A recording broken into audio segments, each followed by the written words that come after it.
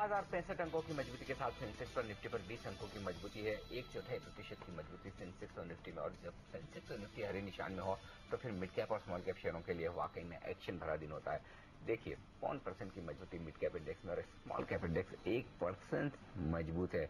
Interesting खबर आपकी screen पर फ्लैश होती है और वो है यस बैंक को लेकर 530 से लेकर 550 करोड़ की लगभग यहाँ पर एक बड़ी बुक बनाई थी क्यूआईपी की यस बैंक ने। और देखिए खुलते ही यस बैंक का क्यूआईपी 5 गुना बढ़ गया है। इससे आप अंदाजा लगा सकते हैं कि किस तरह से बाजार में लोगों का मूड बदल रहा है, किस तरह से इन्वेस्टर्स अब क्यूआईपी पर जमकर पैसा लगा रहे हैं, वो भी हाई पर। और स्टॉक देखिए 570 पर ट्रेड कर रहा है और इशू 5 गुना शुरू में ही खुलते ही बढ़ते हुए दिख रहा है। तो जबरदस्त रेस्पॉन्स आता हुआ दिख रहा है और इस रेस्पॉन्स का इम्पैक्ट आप स्टॉक प्राइस में देख सकते हैं। 4% उछलता हुआ यस बैंक का स्टॉक 570, अगर 550 पर भी प्राइस किया गया होगा तब भी उस प्राइस से लगभग 4-5% की मजबूती स्टॉक में दिख रही। बाजार इस बीच थोड़े से करेक्शन के मूड में दिख रहे हैं दिग्गजों में, लेकिन मिड कैप शेयरों में तेजी का रुझान बरकरार है। हमारे साथ Canara HSBC OBC life insurance की सीआईओ रितु गंगराड़े अरोड़ा कार्यक्रम में शामिल हो रही है। रितु जी, स्वागत है आपका सीएनबीसी आवाज पर। पहला सवाल आपसे यही है, बाजार का क्या डायरेक्शन साफ तौर पर तेजी की तरफ है, या फिर अब जिस तरह से इलेक्शन के रिजल्ट्स के बाद थोड़े झटके लग रहे हैं, वोलेटाइल हो रहा है, रेंज बाउंड हो रहा है, कमजोरी भी दिख रही है और मिड कैप और स्मॉल कैप शेयरों में अच्छा करेक्शन भी हुआ है, कैसे डायरेक्शन को देख रहे हैं आप आगे के लिए? धन्यवाद शो पे बुलाने के लिए। मुझे लगता है कि एक जो जनरल सेंटिमेंट है उसमें चेंज आया है, बहुत उम्मीद जागी है जिस तरह से नई सरकार बनी है उससे। ये कहते हुए, पर मैंने पहले भी कहा है सरकार बनने से कि एक बहुत बड़ा उछाल सिर्फ इस कारण से नहीं बनता था जो कि हम मार्केट में देख चुके हैं। मार्केट रेंज बाउंड ही रहेगा बट पॉजिटिव बायस के साथ। तो जो अब सरकार अपनी नीतियां बताती चलेगी उस हिसाब से मुझे लगता है वो सेक्टर्स स्टॉक्स में तेजी आनी चाहिए।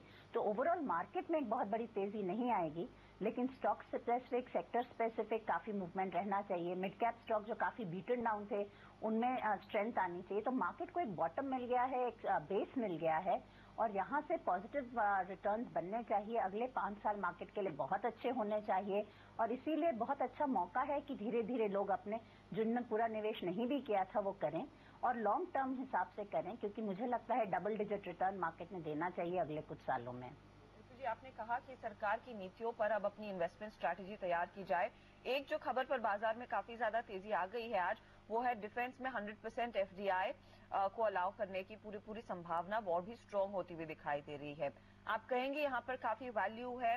ऑफ कोर्स कई मिड कैप कंपनियां हैं, लेकिन दिग्गजों में एमएनएम, एलएनटी जैसे प्लेयर्स भी शामिल है। वहीं मिड कैप साइड पर बीएमएल, बीएल जैसे प्लेयर्स एक्टिव हैं। वहां पर एक बढ़िया मौका दिख रहा है।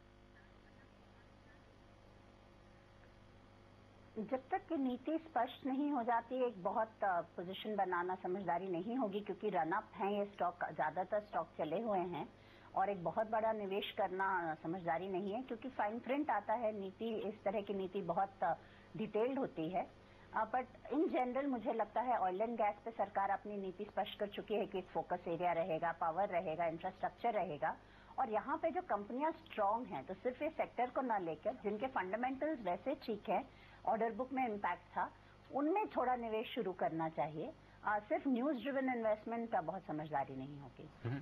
लेकिन क्या लगता है आपको, जिस तरह का क्लियर कट मैंडेट मिला है और अब लोग जो बातें कर रहे हैं कि शायद सरकारी कंपनियों की री रेटिंग हो सकती है, और आज हमने देखा भी सेबी चेयरमैन भी साफ तौर पर ये स्टेटमेंट देते हुए नजर आए कि वो चाहते हैं कि सरकारी कंपनियों में भी पब्लिक शेयर होल्डिंग 25% तक बढ़े।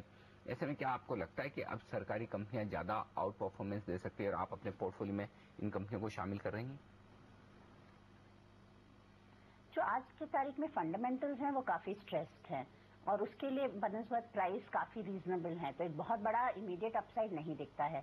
पर जैसे कि आपने अभी यस बैंक के बारे में भी कहा, अब काफी सारे क्यूआईपीज आएंगे, इश्यूज आएंगे मार्केट में और मार्केट में लिक्विडिटी भी रहेगी और कॉन्फिडेंस रहेगा इनमें सब्सक्राइब करने का।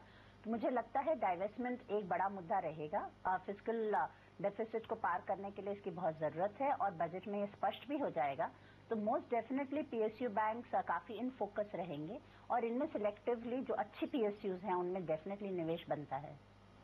ओके, तो पीएसयूज में एक बहुत बड़ी अपॉर्चुनिटी इस समय दिखाई दे रही है, जहां पर निवेश करना समझदारी होगी। हम लेंगे एक छोटा सा ब्रेक, लेकिन आगे जितू जी से कुछ और सेक्टर्स स्टॉक्स पर बात करेंगे। फिलहाल आपको बता दें सेंसेक्स निफ्टी दोनों वॉलेटाइल, 100 पॉइंट ऊपर था सेंसेक्स, अब 58 अंकों की गिरावट देखने को मिली है।